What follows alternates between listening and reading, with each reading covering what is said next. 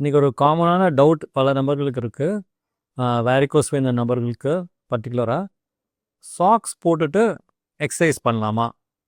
இந்த சாக்ஸுங்கிறது என்னென்னா கம்ப்ரெஷன் சாக்ஸ்ன்னு சொல்லிட்டு இந்த வேரிகோஸ் வெயின்னால காலில் ரத்தத்தை ஏற்படக்கூடிய நபர்களுக்கு நம்ம காமனாக வந்து சாக்ஸ் போட்டுக்கோன்னு சொல்லுவோம். ஓகேங்களா? எல்லாருக்கும் வந்து நம்ம எடுப்பில் ஆப்ரேஷன் சொல்கிறதில்ல.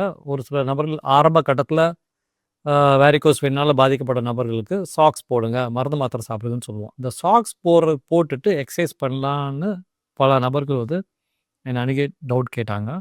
அதை பற்றி தான் இன்றைக்கி நம்ம பேச போகிறோம்.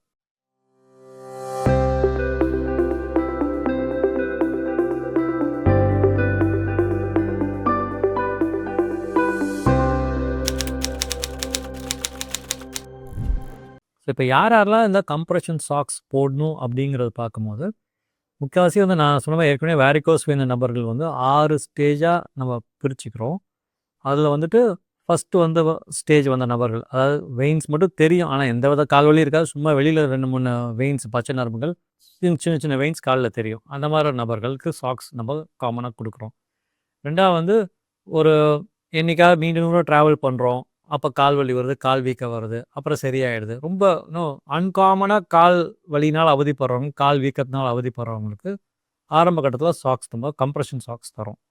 மூணாவது வந்து ரொம்ப ட்ராவல் பண்ணுறோம், இல்லை வேலை செய்கிறோம், வாரத்தில் 3 நாள் கால் நம்ம டே டு டே வேலை செய்யும்போது காலில் வீக்கம் வருது, ஸ்வெல்லிங் வருது, அந்த மாதிரி நபர்களுக்கும் சாக்ஸ் தரோம். ஸோ இந்த சாக்ஸ் தர நபர்களுக்கு வந்து ஸ்பைடர் வெயின்ஸ் நபர்களுக்கு சாக்ஸ் தரோம், காலில் வெயின்ஸ் நல்லா தெரிகிற நபர்களுக்கு சாக்ஸ் தரோம், கால் வீக்க வர நபர்களுக்கு சாக்ஸ் தரோம். ஒரு சிலருக்கு வந்து நிரந்தர வைத்தியம் பண்ணக்கூடிய ஒரு சூழ்நிலை இருக்காது. அவங்க நிரந்தர வைத்தியம்னா நம்ம அந்த வெயின் பிரச்சனையை அகற்றுறதுக்கான நிரந்தர வைத்தியம், அதை பற்றி நான் இன்னும் பேசல. நிரந்தர வைத்தியம் பண்ணுற வரையும் ஒரு டெம்பரரி மெஷராக இந்த கம்ப்ரெஷன் சாக்ஸ் தரோம். 4வது நபர்கள் வந்து காலில் வந்து பிளட் கிளாட் வந்த நபர்கள், டீப் வெயின் த்ராம்போசின்னு சொல்கிற நபர்களுக்கும் சாக்ஸ் தரும். இந்த மாதிரி கம்ப்ரெஷன் சாக்ஸ்ன்னு தர நபர்களுக்கு எப்படின்னா காலில் ஃபுட்டில் இருந்து தொட வரையில் இந்த சாக்ஸ் இருக்கும். ஒரு சிலருக்கு நீ ஜாயிண்ட் கீழே தரும், ஒரு சிலருக்கு தை வரலும் சாக்ஸ் தரும். ஸோ இந்த மாதிரி நான் சாக்ஸ் போட்டுட்டு நம்ம எக்ஸசைஸ் பண்ணலாங்கிறது பண்ணலாமா அப்படின்னு நிறைய பேர் கேட்டாங்க. இப்போ இதுக்கு என்ன சிம்பிள் பதில்னு சொல்லணும்னா, இந்த எக்ஸசைஸை வந்து நம்ம 2 விதமாக பிரிச்சுக்கிட்டோம்னா, low impact exercise, high impact exercise. Low impact எக்ஸசைஸ்னால் நம்ம ரெகுலராக இந்த மாதிரி சாக்ஸ் போகிற நபர்கள் வந்து சைக்கிளிங் போகலாம், யோகா பண்ணலாம்.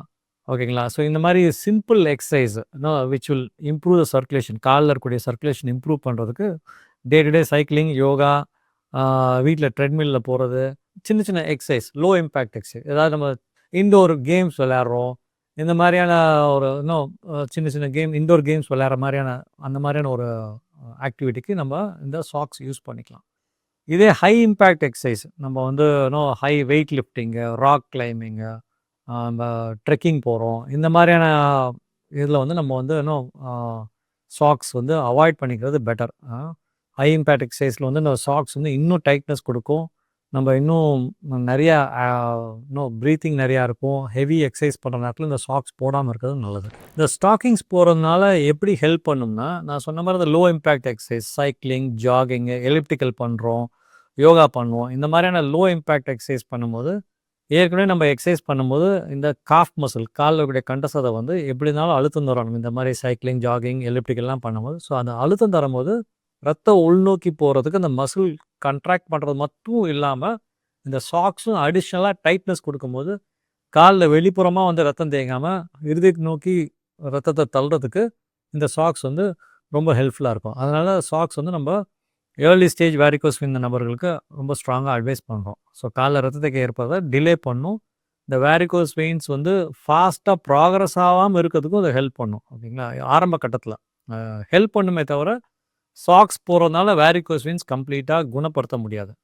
வேரிகோஸ் வெயின்ஸ் வந்த நபர்களுக்கு அந்த வெயினில் இருக்கக்கூடிய கட்டமைப்பு போயிடுது, அதோடைய ஸ்ட்ரக்சர் போயிடுது, அதுக்குள்ளார இருக்கக்கூடிய அந்த ஸ்ட்ரென்த்து போயிட்டு அந்த எலாஸ்டிக் போய் வெயின் வந்து தொலைதொலை லூஸ் ஆகிறனால தான் காலில் ரத்தம் தேங்குது. இதை வெளியில் போகிற சாக்ஸ்னால அந்த வேரிகோஸ் வெயின்ஸ் வந்து குணமாகாது, க்யூர் ஆகாது. ஏர்லி ஸ்டேஜ் நான் சொன்ன ஸ்டேஜ் 1, ஸ்டேஜ் 2, ஸ்டேஜ் 3க்கு நல்லா ஹெல்ப் பண்ணும். அதுக்கு மேற்கொண்ட நபர்கள் வந்து சாக்ஸ் போட்டு நிரந்தர வைத்தியம் போகிறதுக்கு தான் அணுகணுமே தவிர அதை டிலே பண்ண என்றைக்கா ஒரு நாள் இந்த காம்ப்ளிகேஷன்ஸ் வரலாம். காலில் புண் வரலாம், காலில் அரிப்பு ஏற்படலாம், இன்ஃபெக்ஷன் வரலாம், பிளட் கிளாட் வரலாம், ப்ளீட் ஆகலாம். இந்த மாதிரியான பிரச்சனைகள் late stage 4, 5, 6 late stage vein பிரச்சனை நீண்ட நாளாக இருக்கிற நபர்களுக்கு சாக்ஸ் போகிறதுனால குணமாகாது. ஸோ ஆரம்பகட்ட நபர்களுக்கு இது ரொம்ப குணப்படுத்தலாம். ஸோ இந்த சாக்ஸ் போடுற நபர்கள் யாரெல்லாம் வந்து கொஞ்சம் இன்னும் அலர்ட்டாக இருக்கணும்னு பார்த்தீங்கன்னா, எந்த சூழ்நிலை அலர்ட்டாக இருக்கணும்னா, ஒரு சில நேரம் சம்மரில் சாக்ஸ் போடுவோம். அப்போ இந்த சாக்ஸ் மெட்டீரியல் வந்துட்டு அந்த ஹீட் ட்ரான்ஸ்ஃபருக்கான காலுக்குள்ளாரக்கூடிய சூடையும் வெளியில் நம்ம சம்மர் சீசனில் வெளியில் சூடாக இருந்துச்சுன்னா அந்த ஹீட் ஓவர் ஹீட் ஆகிடும். கால் வந்து ஓவர் ஹீட் ஆகிடும். அந்த உள்ளார வந்து சரியான முறையில் காற்று எக்ஸ்சேஞ்ச் இல்லாதனால ஓவர் ஹீட் ஆகக்கூடிய சான்சஸ் இருக்குது. அதனால் எப்பயுமே கொஞ்சம் சாக்ஸ் போடணும், கொஞ்சம் அலர்ட்டாக இருக்கணும். நம்ம வந்து இந்த டெம்பரேச்சருக்கு நம்ம இந்த சாக்ஸ் போட்டால் நம்ம ஸ்கின்னு தாங்குமா? ஓல்டேஜ் நபர்கள் கொஞ்சம் இதெல்லாம் கொஞ்சம் அலர்ட்டாக இருக்கணும். நம்ம அது இல்லாமல் சாக்ஸ் போடுறதுனால ஓவர் ஹீட் ஆகி அதில் ஏதாவது பிளிஸ்டர் மாதிரி ஸ்கின் பிளிஸ்டர் வரும் ஓவர் ஹீட் ஆனால். ஸோ அதெல்லாம் அவாய்ட் பண்ணிடணும். ஓவர் ஹீட் ஆகாமல் பார்த்துக்கணும். செகண்ட் வந்துட்டு ஒரு சிலருக்கு வந்து ஸ்கின் அந்த சாக்ஸ் போடுறதுனால ஒரு சில அலர்ஜி போட்டோடனே அரிப்பு ஏற்படும். கொஞ்ச நாள் இருக்கவுன்னா அந்த மெட்டீரியல் வந்து அவங்களுக்கு ஒத்துக்காது. ஸ்கின் இரிட்டேஷன், ஸ்கின் அலர்ஜி வர நபர்கள் வந்துட்டு இந்த சாக்ஸை வந்து வேறு மெட்டீரியல் மாற்றலாம். இல்லை அவங்களுக்கு வேறு விதமான க்ரெப் பேண்டேஜ் போட்டுக்கலாம். வேறு ஏதாவது வந்து நீங்கள் டாக்டர் அணுகணும். அந்த சூழ்நிலையில் உங்களுக்கு இரிட்டேஷன் வருது, ஸ்கின் அலர்ஜி வருது, இந்த மெட்டீரியல் போட்டாலே ஒத்துக்கல அப்படின்னா சாக்ஸ் அவாய்ட் பண்ணிக்கிறது பெட்டர். 3வது நம்ம யாரெல்லாம் அவாய்ட் பண்ணோம்னா, சாக்ஸை பொறுத்தவரையிலும் ரொம்ப டூ டைட்டாகவும் இருக்கக்கூடாது, ரொம்ப லூஸாகவும் இருக்கக்கூடாது. ரொம்ப டைட்டாக இருந்தாலும் காலில் போகக்கூடிய சர்க்குலேஷனை டைட்டாக இருந்து இன்னும் கால் வலி அதிகப்படுத்தும். ரொம்ப லூஸாக இருந்தாலும் அந்த சாக்ஸ் வந்து எஃபெக்டிவாக கால் வீக்கத்தை தடுக்காது. கால் வீக்கம் இருந்துட்டு லூஸாக போட்டுருப்பாங்க. அதனால் பழைய சாக்ஸு, லூஸாக வர சாக்ஸு, இல்லை டைட்டாக இருக்க சாக்ஸையும் நம்ம அவாய்ட் பண்ணிக்கணும். இதெல்லாம் இல்லாமல் இந்த சாக்ஸ் யாரெல்லாம் போடக்கூடாதுன்னா, இப்போ சுகர் வந்த நபர்களுக்கு காலில் ஆர்டீரியல் ப்ராப்ளம், அதாவது நல்ல ரத்த குழாய் நாடின்னு சொல்லுவோம், அந்த ரத்த குழாயில் அடப்பு இருந்ததுன்னா அவங்க சாக்ஸ் போடக்கூடாது. ஆர்டீரியல் ப்ராப்ளம் இருக்கவங்க அவங்களுக்கு வந்து வெயின்லேயும் ப்ராப்ளம் இருக்கும், ஆர்டரியிலையும் ப்ராப்ளம் இருக்கும். ஸோ ஆர்டீரியல் ப்ராப்ளம் இருக்க நபர்கள் காலில் அடப்பு ஏற்பட்டு டயபெட்டிக் ஃபுட்டு, இல்லை காலில் வந்து டயபெட்டிக் நியூரோபதி உணர்வுலாம் கம்மியாக இருக்க நபர்கள் இவங்களாம் சாக்ஸ் போடுறதால இன்னும் கால் அடியில் என்ன இருக்குங்கிறதுலாம் உணர்வு இருக்காது. ஸோ அவங்க வந்து சுகர் பேஷண்ட்ஸ் வந்து டாக்டரை அணுகிட்டு காலில் பல்ஸ்லாம் செக் பண்ணி பார்த்துட்டு ரத்த நாள அறுவை சிகிச்சை அணுகி காலில் பல்ஸ்லாம் இருக்க ரத்த குழாயில் அடப்பு இல்லை அப்படிங்கிற ஒரு உறுதி கன்ஃபார்ம் பண்ணதுக்கப்புறம் தான் சாக்ஸ் போடணும். இந்த மாதிரி நபர்களும் காலில் ரத்த குழாயில் அடப்பு ஏற்படுற நபர்களும் சாக்ஸை அவாய்ட் பண்ணிக்கிறது நல்லது.